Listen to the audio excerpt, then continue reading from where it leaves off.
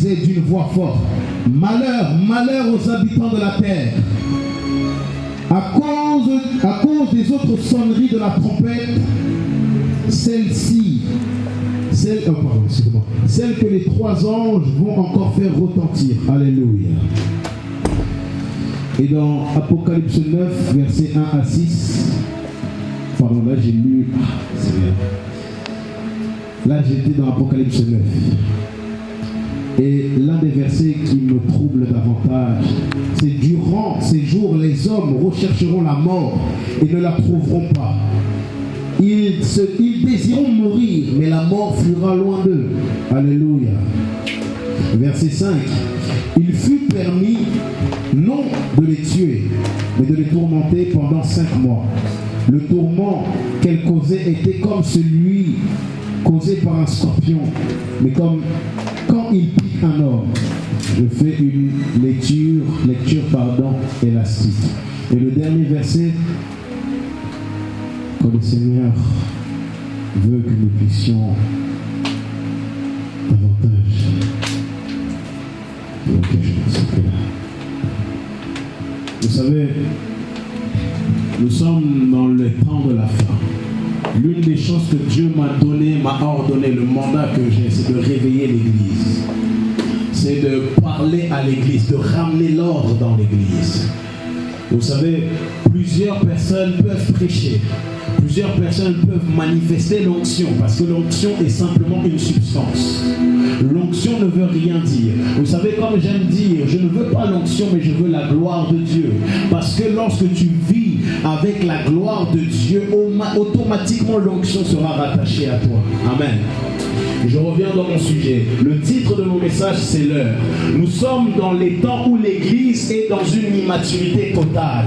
L'Église est dans un désordre sans nom. On peut voir que certains serviteurs de Dieu peuvent manifester l'onction, mais n'ont pas le caractère. Nous pouvons voir que les serviteurs de Dieu peuvent être là, prêcher, mais leur vie secrète ne prêche pas en public. Il est bien beau de prendre un micro, mais quelle est la vie que tu mènes secrètement?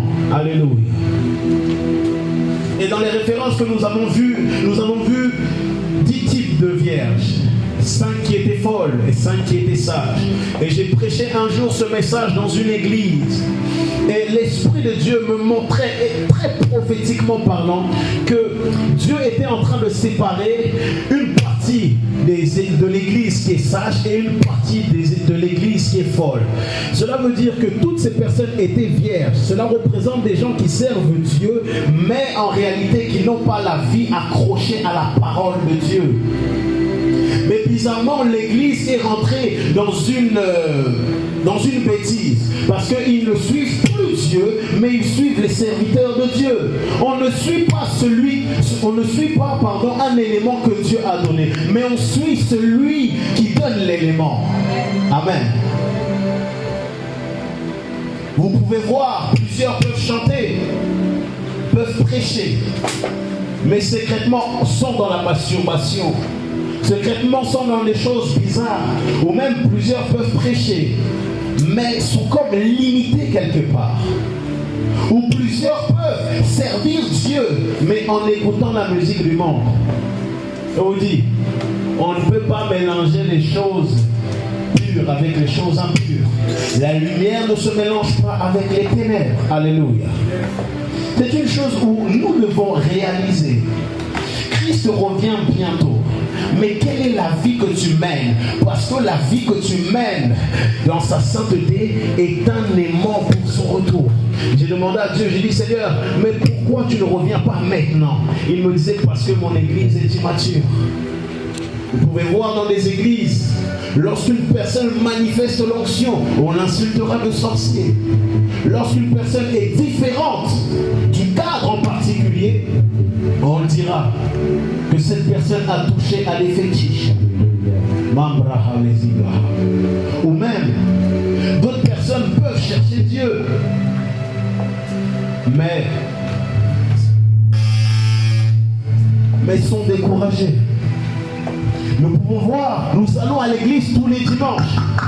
Mais quelle est la vie que tu mènes de lundi à samedi? J'ai connu des gens qui servaient à l'église. qui faisait tout ce qu'il voulait dans la semaine. Mais à un moment, Dieu a dit stop. Et Dieu a placé son jugement sur l'Église. Vous savez, tout ce que nous voyons en ce moment dans l'Église, même au-delà de cela, les signes dehors, les serviteurs de Dieu qui sont exposés, ou même d'autres choses, c'est un signe que Christ revient. Mais la question que je vais te poser, mon frère, ma soeur, es-tu prêt pour l'enlèvement? Ce n'est pas parce que tu pries en langue que tu seras enlevé. La Bible dit que, oh, Seigneur, n'ai-je pas prophétisé en ton nom? N'ai-je pas guéri les malades en ton nom? Et le Seigneur dira, éloignez-vous de moi, vous qui commettez l'iniquité. La question que je te pose, quelle est la vie que tu mènes en profondeur? Dieu cherche une église qui est sensible. Dieu cherche des hommes, des femmes qui peuvent entendre les plans de l'ennemi afin qu'ils puissent déjouer cela. Un jour, Dieu m'emmena dans une réunion sataniste en esprit. Et je voyais comment les sorciers étaient en train de faire une réunion. Et j'étais là, je voyais simplement comment ils étaient unis. Et après dans la vision, lorsque j'ai vu cela, j'ai compris qu'il y avait quelque chose qui était fait contre moi. Donc lorsque j'ai vu cela, j'ai prié, j'ai envoyé le feu. Et je vous dis la vérité que ces choses-là ne sont pas réalisées. Mais où est placée ton intimité? Où sont placés tes yeux? Où sont tes oreilles afin que tu puisses entendre ce que Dieu veut faire pour toi? Où sont placées tes oreilles afin que tu puisses entendre les complots du diable qui sont faits contre ta vie? Je vous dis la vérité, le diable s'en fout complètement que tu serves Dieu, que tu sois chrétien. L'une des choses que le diable veut, il veut que l'œuvre de Dieu puisse être corrompue. Amen. On peut être serviteur de Dieu. Nous pouvons faire tomber les gens. Mais après, quelle est cette chose que tu vis en privé? Quelle est cette chose qui te démarquera des autres? Amen. Nous avons beau être chrétiens, mettre l'Égypte jusqu'à Tomé, mettre des pantalons, mettre une belle chemise, mettre un beau costume. Mais quel est l'état de ton cœur, comme mon frère a dit? Vous savez, Dieu ne vient pas chercher des aventuriers spirituels. Il ne vient pas chercher des gens qui se courent après. Là. Dieu cherche des gens qui entretiennent une relation avec lui. Dans Psaume 91, il est écrit, celui qui entretient une relation avec lui. La question que je te pose, quelle est la relation que tu as avec Dieu? Dieu a besoin d'hommes, de femmes qui peuvent être là à décrypter le plan du diable. Mais si l'église est endormie, si l'église est malade, comment l'équipe de Dieu pourra-t-elle marcher? Amen. Vous savez, nous nous retrouvons comme le peuple d'Israël. Dieu a ouvert mon esprit sur le peuple d'Israël concernant le désert. Il me donnait une révélation que Moïse représentait Christ. La colonne de feu représentait le Saint-Esprit. Les gens étaient sortis de l'Égypte, mais l'Égypte était encore en eux. Il y a beaucoup de personnes qui sont chrétiens, qui se sont fait baptiser, mais l'Égypte, le monde est encore en eux. Et quand vous regardez, beaucoup de personnes ne sont pas rentrées dans la terre promise. Cela est une image prophétique de l'enlèvement, que plusieurs peuvent être chrétiens, mais plusieurs ne rentrent pas dans le royaume de Dieu. Nous avons le Saint-Esprit. La nuée était là en train de diriger le peuple d'Israël. Moïse, oh, Remachi Lavaha. Même Moïse était parti pendant 40 jours. Cela représente Christ qui intercède pour nous. Christ est à la droite du Père, en train d'intercéder pour nous. Mais au-delà de cela, que fais-tu? Il t'a laissé le Paraclétos. Il t'a passé le Bonamis. Il t'a passé le Holy Spirit, le Molimo Santo. Mais qu'est-ce que tu fais avec? Qu'est-ce que tu fais avec? L'église est dans une immaturité. Ou même lorsqu'on peut voir un frère ou une soeur faire quelque chose, on le critique. La jalousie est rentrée dans l'église. Et pourtant, nous sommes choqués lorsque nous voyons, soi-disant, un homme de Dieu être sorcier qui prêche à l'église. Parce que le service de renseignement n'a pas été ouvert. C'est pour ça que les églises qui critiquent le prophétique sont dans des folies incroyables. Parce que le prophétique te donne des informations là où la chair, là où l'intelligence humaine ne peut pas te donner. Tu peux être dans ton corps, mais par l'Esprit du Seigneur, il emmène ton esprit ailleurs et il te montre et il te révèle certaines choses. Toute église qui critique le prophétique est une église de folie. Parce que comment tu peux savoir qu'une personne a un esprit si tu n'opères pas dans le prophétique? Et je ne parle pas des gens qui sont prophètes. Car il a dit, je déverserai mon esprit sur toute chair. Vos vies, nanani, nanana. C'est accessible à tous. Tu peux être un chef d'entreprise, mais tu opères dans le prophétique. Tu peux même être une RH. Tu veux prendre cette personne dans cette entreprise, mais l'Esprit de Dieu te montre que si cette personne entre dans l'entreprise, elle va ramener une sécheresse financière. Amen. Le prophétique est important dans l'église. Je ne comprends pas les gens qui critiquent le prophétique. Il est vrai que certains soi-disant prophètes ont fait des dégâts, oui. Mais ce n'est pas parce qu'une personne, ce n'est pas parce qu'il y avait un cil dans tes yeux qu'il faut crever l'œil. Beaucoup d'églises sont comme cela. Et ils se posent des questions, mais pourquoi mon église n'avance pas? Nous avons 600 membres, mais depuis nous n'arrivons pas. Nous avons 50 membres, mais depuis nous n'arrivons pas. C'est parce qu'il y a un esprit qui tient en captivité l'église. C'est très important. Comment nous pouvons aller quelque part si nos yeux ne sont pas ouverts? Comment l'église peut-elle réveiller si les sens spirituels ne sont pas ouverts? Je ne suis même plus dans mon message. Comment vas-tu savoir qu'il y a tel membre de ta famille qui tient en captivité toute ta famille si tu n'as pas de vie d'intimité? Comment peux-tu savoir comment guérir cette personne par l'aide de Dieu si tu n'as pas d'intimité? Il est temps que tu puisses rentrer dans l'arche. Il est temps que tu puisses rentrer dans l'arche. Dieu m'a envoyé aujourd'hui sonner du chauffard. Il m'a envoyé afin que les gens puissent réaliser que sans aucune intimité, Dieu ne peut pas révéler certaines choses. Dieu cherche juste un homme, une femme, afin qu'ils puissent annoncer la parole. Mais si l'église est malade, comment ces choses vont-ils se passer? Moi, je suis choqué quand les personnes me disent, moi j'écoute la musique du monde. Écoutez la musique du monde. Oh, qu'il y a des esprits, des sons, des esprits bizarres. Et tu vas parler soi-disant parler en langue. Aventurière. est une chose que nous devons réaliser. Nous pouvons tomber, oui. Mais celui qui entretient une relation dans les péchés, attention, le Seigneur dit dans Psaume 91, celui qui entretient une relation avec moi, je le délivrerai. Mais cela veut dire celui qui entretient une relation dans les péchés, non délivrance. Amen. Ah oui, du coup, je ne comprends pas. Nous crions les réveils, mais nous vivons des mauvaises vies. C'est pas ça, Christian. Nous sommes serviteurs de Dieu, mais dès lors qu'un autre serviteur de Dieu fait autre chose, on le critique. Et nous appelons ça le corps de Christ. Ce n'est pas un corps. Moi, je me pose la question, Seigneur, comment es-tu patient avec tout ce qui se passe dans ton corps? Comment es-tu patient? Et il m'a fait comprendre que lorsque le temps viendra, c'est fini. Il n'y aura plus de repentance. On ne pourra plus dire Seigneur, oh, c'est fini. Lorsque Christ viendra reprendre son église, c'est fini. Et il y aura la deuxième pêche. Mais la deuxième pêche est plus compliquée. Si déjà, avec la grâce, nous n'arrivons pas à vivre une vie correcte, ça va être quoi lorsque le Saint-Esprit et le sang de Jésus ne seront plus là? Je me pose des questions, mais nous sommes plus que Moïse, plus que Élie, tous les prophètes de la Bible. Nous n'avons pas l'esprit sur nous, mais l'esprit en nous.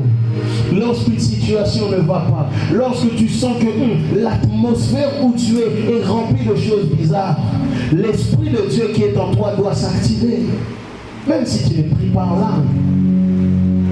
c'est une chose où nous devons réaliser que si nous ne sommes pas au niveau que Dieu veut, nous ne pouvons pas gagner les âmes. Quand vous regardez même les évangélisations qu'on fait, on gagne toujours les mêmes personnes de notre couleur de peau, soyons honnêtes. Nous avons plus une facilité à aller vers les gens de notre couleur de peau ou les gens de notre origine. Vous savez, on nous prêche qu'il y a un réveil. C'est un mensonge. Pourquoi? Je vais vous donner un signe. Le réveil, un réveil d'une nation, c'est lorsque les gens de cette nation croient davantage dans les églises. Regardons toutes les églises. Combien y a-t-il des blancs? Des blancs de souche, je parle. Je ne parle pas des émigrés comme nous, même si nous sommes français. Combien y a-t-il de blancs? Où sont les Jacqueline? Où sont les Jacques? Où sont les Marthe? Où sont ces personnes? Où sont? Dieu a besoin que nous puissions être actifs afin de gagner les âmes. Mais si l'Église est faible spirituellement, si les membres de l'équipe de Dieu n'arrivent pas à aller au niveau de Dieu, nous allons toujours tourner en rond. Quand vous regardez nos réunions. En général, toujours les mêmes. L'onction, les gens tombent, les gens, ils sont délivrés. D'ailleurs, après, les gens qui ont reçu leur délivrance, ils ne gardent pas leur délivrance, ils retombent. Hein, c'est toujours les mêmes, toujours. Moi, j'en ai marre, c'est marre. Lorsque je regarde, Dieu a choisi un homme pour bouleverser le monde. J'étais là, je regardais une photo il y a quelques jours et l'Esprit de Dieu me faisait comprendre que le réveil est arrivé dans plusieurs nations aux États-Unis par plusieurs hommes de Dieu. On ramenait même les malades, des malades dans les lits d'hôpitaux, on les ramenait dans les réunions. Et ça, j'ai mis ça dans mon téléphone. Et les gens étaient guéris, des gens comme les I.I. Allen. Ils priaient, les personnes étaient guéries directement. Mais ils ont payé le prix. Il est important que tu ne sois plus égoïste. Ne te concentre plus sur moi. Oh, je n'ai pas à manger. Oh, je n'ai pas mon argent. Oh, je n'ai pas civé. Non. Christ est plus important que toute chose.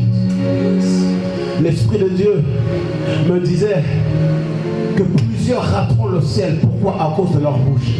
Faux témoignage, calomnie,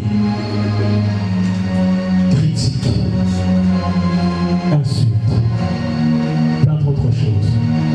Maintenant, de la bouche où tu parles en langue, tu bénis Dieu. Et cette même bouche, tu critiques la personne et tu maudis la personne. Il faut se poser des questions. Amen. L'Église est l'une des plus grandes institutions qui existent. L'un des plus grands centres d'entraînement qui existent. Mais quand vous regardez, c'est plus les satanistes qui nous dominent. Pourtant, nous avons reçu la puissance de Dieu.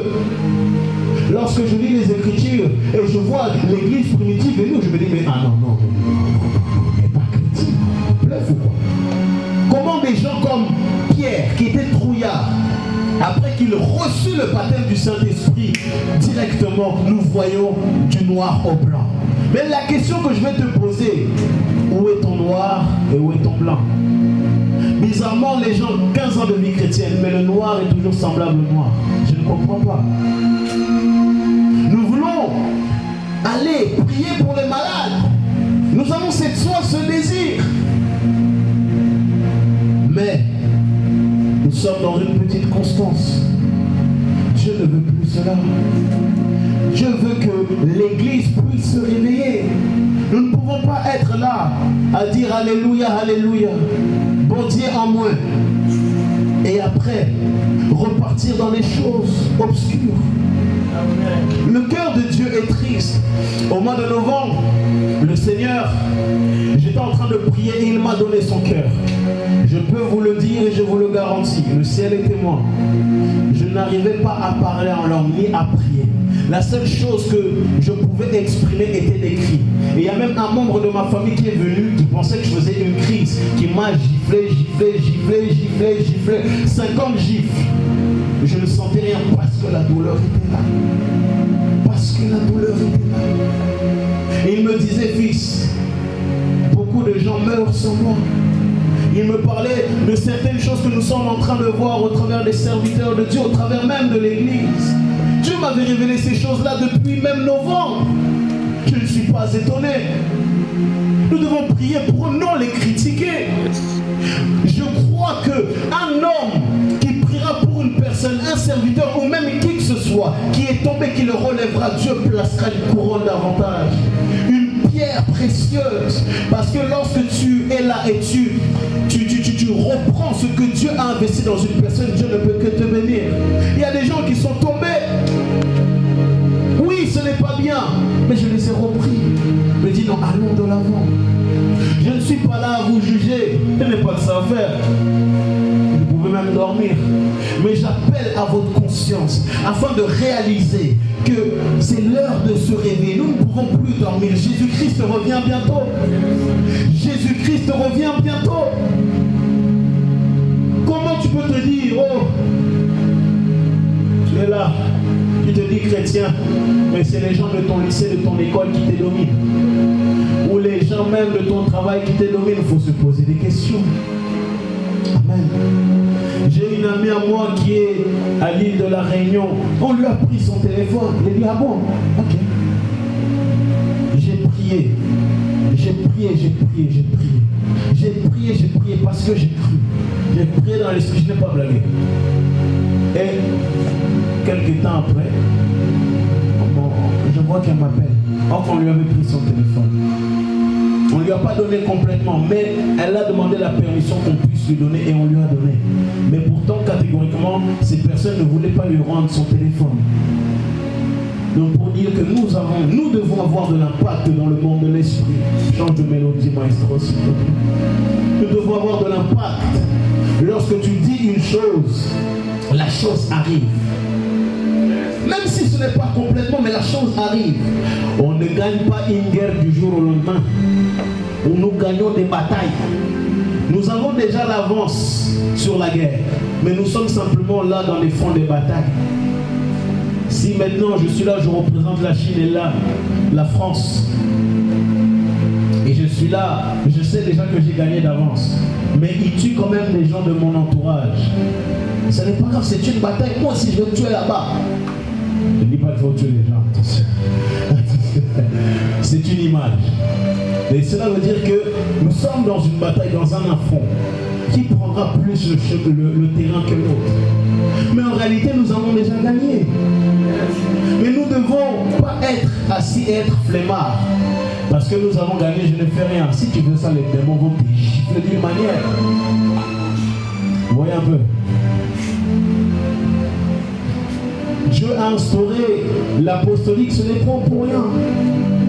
Nous sommes dans un mouvement apostolique, je m'explique, où des gens qui sont chrétiens, qui impactent la société. Vous n'avez jamais vu, bizarrement, quand nous regardons un peu, parce que vous êtes jeunes, des gens qui peuvent être des hommes de Dieu. Bon, il y en a qui existent, mais quand vous regardez bien sur les serviteurs qu'il y a en ce moment, les gens qui sont serviteurs de Dieu mais qui impactent dans la société, dites-moi les noms. J'ai regardé l'image du réveil et plusieurs hommes, il y a un homme de Dieu, un évangéliste, je crois que c'était un Français. C'était un homme d'affaires, mais un évangéliste en même temps. C'est lui-même qui finançait ses propres programmes. Il est temps que l'Église puisse financer ses propres programmes. Il est temps que l'Église puisse avoir ses propres bâtiments, ses propres logements. Pas que nous sommes là-haut, donnez bien, donnez bien. Oh, non. Que lui-même, l'homme de Dieu, dise, les gens ne veulent pas donner, c'est pas grave, je moi-même l'argent. Il y a un prophète qui est comme cela, Tibi Joshua. Lui, il n'attend pas ce que les gens peuvent lui donner. Il investit lui-même ses propres croisades d'évangélisation. Quand est-ce que nous verrons cela? Nous sommes tous appelés à être riches d'une manière ou d'une autre. Je ne dis pas que tout le monde sera milliardaire. Non. Mais nous devons tous avoir une stabilité financière quelque part. Si quelqu'un ne veut pas faire, c'est pas grave, moi j'investis. Je ne dis pas que tout le monde est milliardaire, je ne fais pas l'évangile de prospérité, attention. Je ne dis pas que soyez équilibrés. Mais Dieu veut que nous puissions être prospères de la même manière manière que notre âme prospère. De la même manière que tu reçois l'onction, aussi tes finances doivent suivre. Ton âme aussi doit suivre. Moi, ça m'énerve où je vois tout le temps, on est là, Dieu de la chair. Il manque 300 € sur les mois. Mais quelle honte! Et nous invitons les gens de l'extérieur à voir ça. Au lieu de régler les linges sales en privé. Je me souviens, j'étais dans une église. Moi, ça m'a choqué.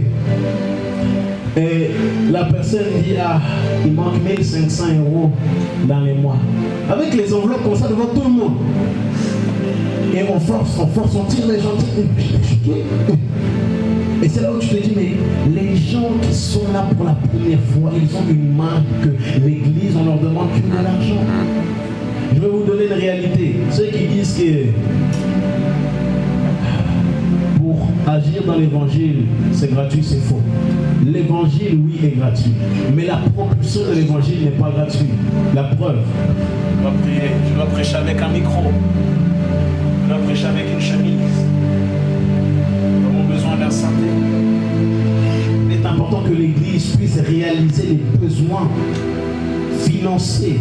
Mais au-delà de cela, parce que si nous sommes là, d'ailleurs même je veux vous dire, lorsqu'on parle d'argent et qui est gêné, c'est un esprit qui est là. On ne veut pas que tu dises, oh non, l'Église on demande que l'argent. On a besoin d'argent, frères et sœurs, dans l'Église. Quand est-ce que nous serons stables financièrement? Lorsque je vois des gens à Hollywood qui ont des milliards d'argent, ils font ce qu'ils veulent. Ils font ce qu'ils veulent. Si même ils disent aujourd'hui je vais faire un attentat, d'ailleurs c'est même eux qui font même les attentats, les grands de ce monde. Ils le font sans pression, ils ne demandent à personne. Mais pourtant, ils servent le prince de ce monde. Mais nous servons le roi d'Israël. Et nous ne sommes pas capables d'ordonner certaines choses. Amen. L'heure doit être présente. Nous devons être aussi patients. Parce que souvent nous voulons forcer certaines choses. Nous voulons dire, mais je n'ai pas. Que l'argent ne soit pas ta priorité. Que l'argent ne soit pas ta priorité parce que notre priorité est de servir Dieu. Nous servons, non. Nous n'aimons pas celui qui donne. Pardon, je m'explique. Nous ne cherchons pas celui qui veut donner. La main de Dieu. C'est ce que je veux dire. Nous ne cherchons pas la main de Dieu, mais cherchons son cœur. Parce que lorsque nous toucherons à son cœur, il nous donneront tous les bénéfices. Amen. C'est une chose qui est très importante. Mais nous devons nous réveiller. Nous devons réaliser que l'Église doit impacter la société. Oh, il y a un homme de Dieu, Kenneth Copeland. Dieu l'a rendu tellement riche d'une manière. C'était dans les années, c'est Maman Rebol 1960, il est toujours vivant. Il a acheté des terrains, sans savoir que dans les terrains, il y avait des réserves de pétrole. À l'heure d'aujourd'hui, cet homme est tellement riche d'une manière. Et il faut que nous puissions être comme cela. Non pas pour nous glorifier ou pour frimer, mais pour subvenir aux besoins de Dieu. Qui ira prêcher en Amazonie? Qui ira prêcher dans les villages les plus lointains? Qui ira prêcher? J'ai vu dernièrement l'évangéliste Renard Bonquet, je l'ai vu prêcher. Et je voyais cet homme, malgré ses 80 années, même voire plus, je voyais la présence de Dieu qui transportait. Il était tout faible, tout fébrile. Mais c'est le plus grand homme de Dieu qui a gagné le plus d'âmes au monde. Plus de 90 millions d'âmes. Tu as gagné combien d'âmes cette année? Et il y a une chose que je veux dire. Parce que des fois, il y a des personnes qui sont tellement exigeantes avec eux. Tu sais, lorsque un frère se tend vers un péché et tu le reprends et il t'écoute, tu as gagné ton frère. Ce n'est pas tout le monde qui est appelé à évangéliser dans les rues comme Cospiel. Ce n'est pas tout le monde qui est appelé dans les rues à prêcher avec un micro. Mais nous devons prêcher Dieu de manière ou d'une autre, par notre comportement, par notre manière d'être, excusez-moi, par notre pensée de Dieu. C'est important. important. L'évangélisation est subtile. Il y a plusieurs manières d'évangéliser. Les gens se laissent simplement à dire « Oh, Jésus t'aime. » Oui, Jésus m'aime. Mais maintenant, lorsque tu vas voir un grand sataniste, Jésus m'aime venir dans ce monde-là, ils opèrent d'une manière incroyable. Ils peuvent même marcher sur les eaux. Et tu vas lui dire « Jésus t'aime. » Tu vas lui dire « Jésus t'aime. » Ça va lui faire quoi, mon frère? Dis-moi. Il va simplement dire, mais moi je m'en fous de ton Jésus, j'ai tout ce que je veux sur cette terre. Dans les points où je veux vous emmener, c'est que l'Église puisse se réveiller dans tous les aspects. Nous devons impacter la société. Mais pour impacter la société, nous devons avoir une intimité. Nous devons avoir une intimité. Nous devons retrouver cette intimité. Car sans intimité, il n'y a pas d'impactation dans la société. Sans intimité, tu ne peux pas impacter ta famille. Tu souffres, tu pleures tout le temps pour les problèmes de ta famille. Quand est-ce que tu te lèveras, tu diras stop, c'est fini, c'est fini. Quand est-ce? Tu vas toujours laisser les gens qui touchent à la magie dans ta famille dominer ta famille. Non, non. Il y a des choses qui prennent du temps, oui. Et la Bible dit que le juste persévérera jusqu'à la fin. Et je vais vous donner une image prophétique, j'ai bientôt fini. Le verset qui dit « Moi et ma maison, nous servirons l'Éternel ». Si mes trois frères, vous pouvez venir, s'il vous plaît, je vais donner une image. J'ai besoin de 3 personnes, s'il vous plaît.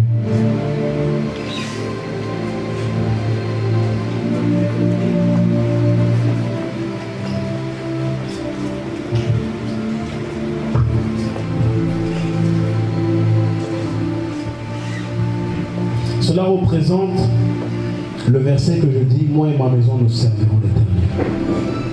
Prenez-vous les mains, s'il vous plaît. Et bon, je s'appelle comment? Kevens. Dire Kevens est chrétien, d'accord?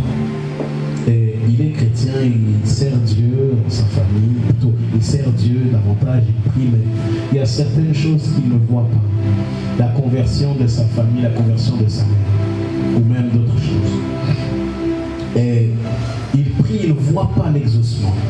Pourquoi? Parce qu'il y a un lien qui est rattaché à lui. Un lien de famille, un lien de sang. Et il essaye d'avancer, de prier pour la conversion. Il essaie de prier pour la conversion de sa famille, il essaye de monter, mais il n'arrive pas, ça bloque. Il cherche, il prie, il jeûne, mais il ne voit rien. De temps en temps, déplace-moi un peu mon frère, de temps en temps, il voit que sa mère fait 2-3 petites choses, mais c'est comme dur quelque part. C'est parce qu'il est lié spirituellement parlant, oui, mais aussi au travers du sang et au travers de la famille. Et il y a des gens qui ont prié pendant longtemps, prié.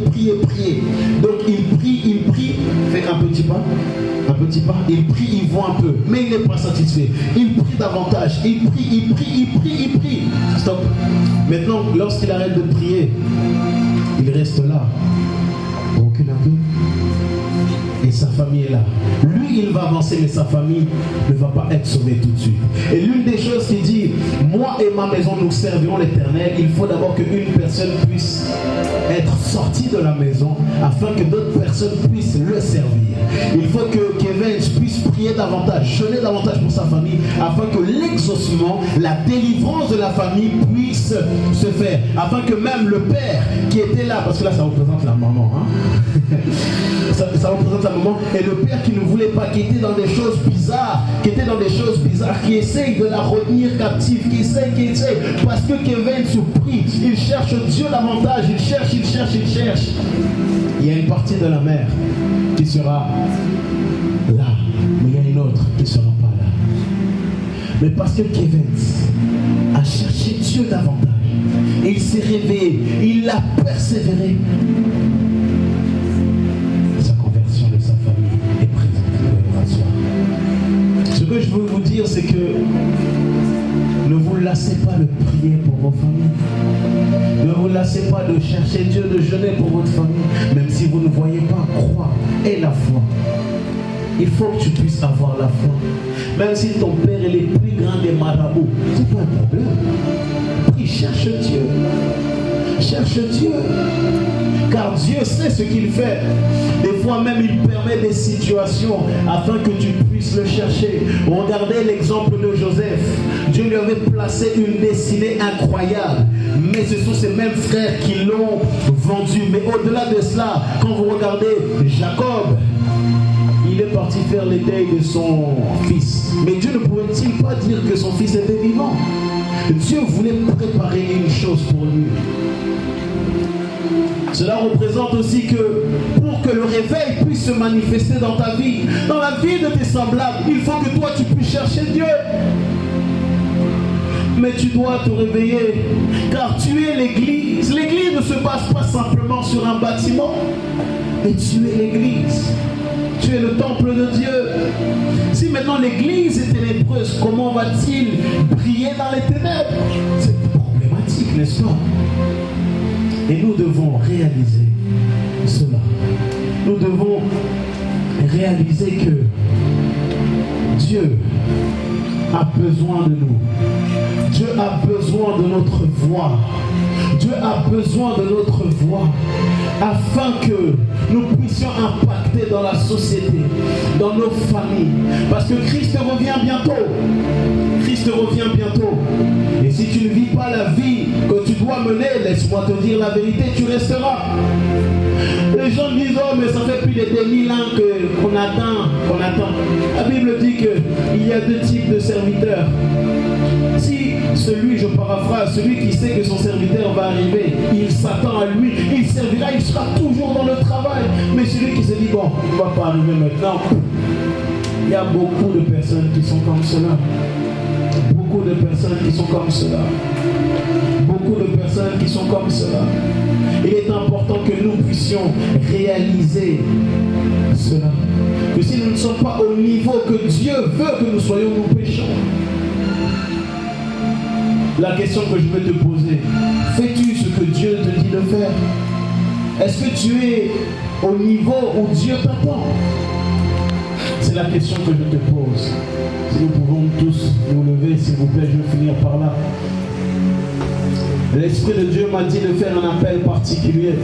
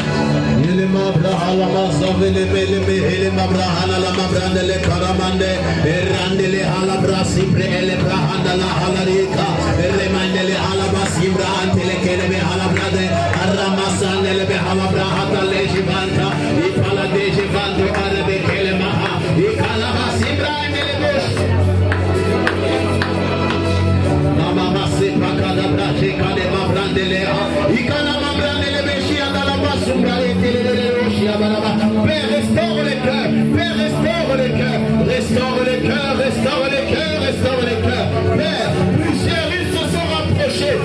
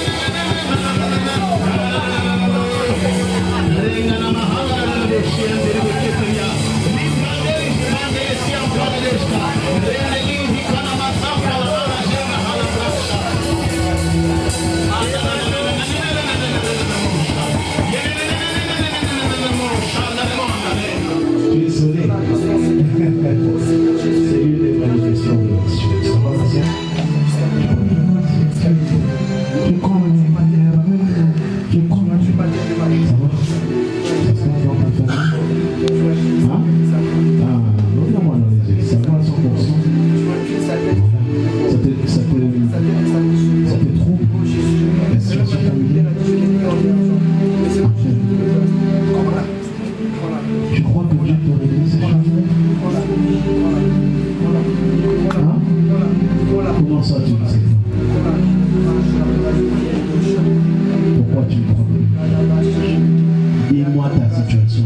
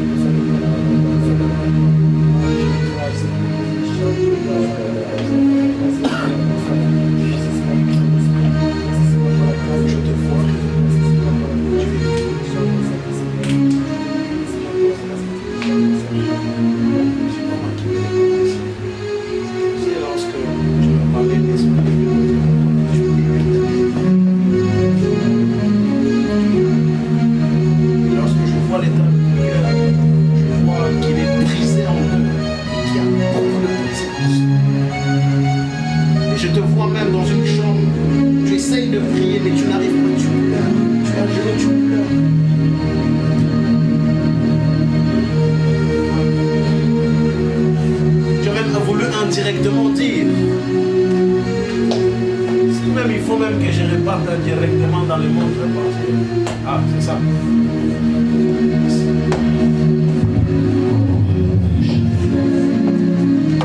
Même pour venir à ces programmes, c'est comme si on t'a tué de la vie. Tu ne voulais pas venir.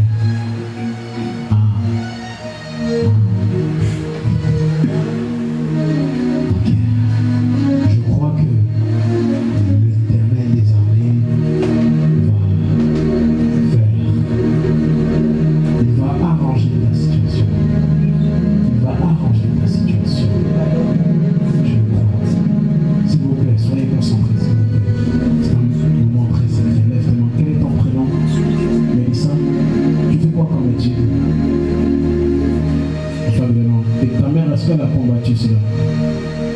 Elle s'en fout. D'accord. Ta mère est chrétienne? Vraiment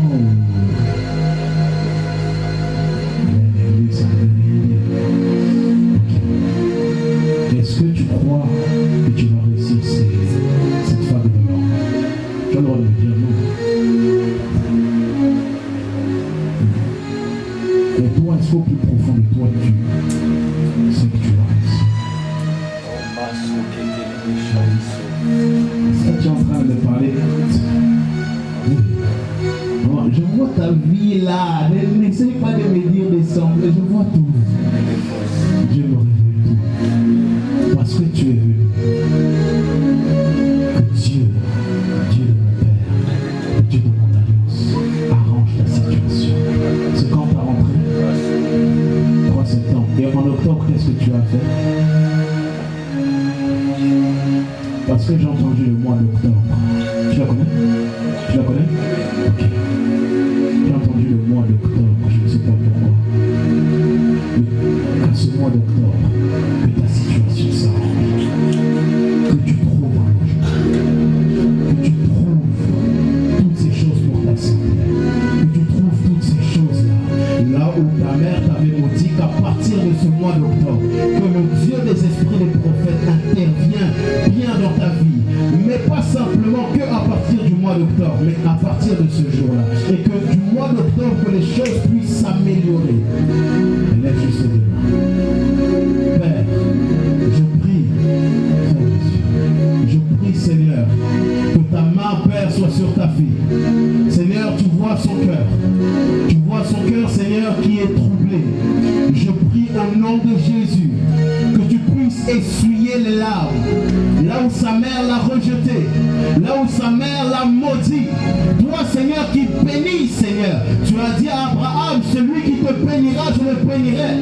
Et celui qui te maudit, je le maudirai. Père, je prie qu'à partir de ce jour, qu'elle te fasse confiance. Que le Dieu de mon alliance soit son Dieu. Que le Dieu qui est intervenu dans mes situations les plus compliquées, qu'il intervienne, Seigneur. Que dans ce 3 septembre, Seigneur Dieu, qu'elle puisse déjà trouver une situation stable. Et les margines dans la main, et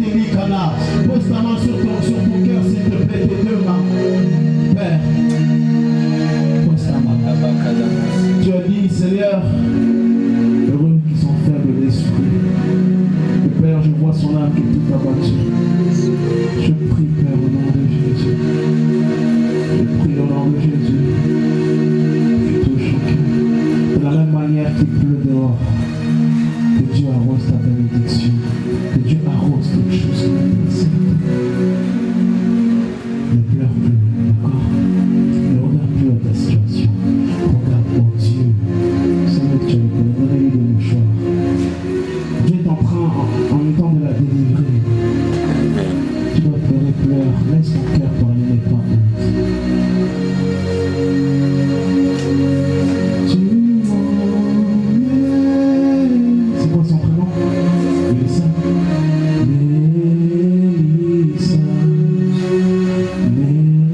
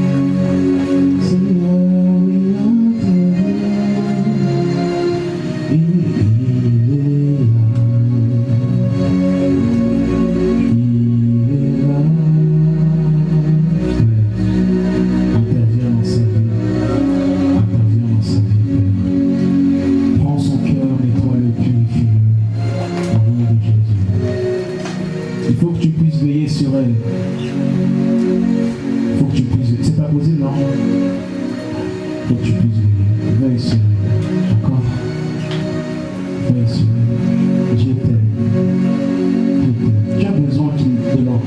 Parce qu'à la maison, on ne te dit pas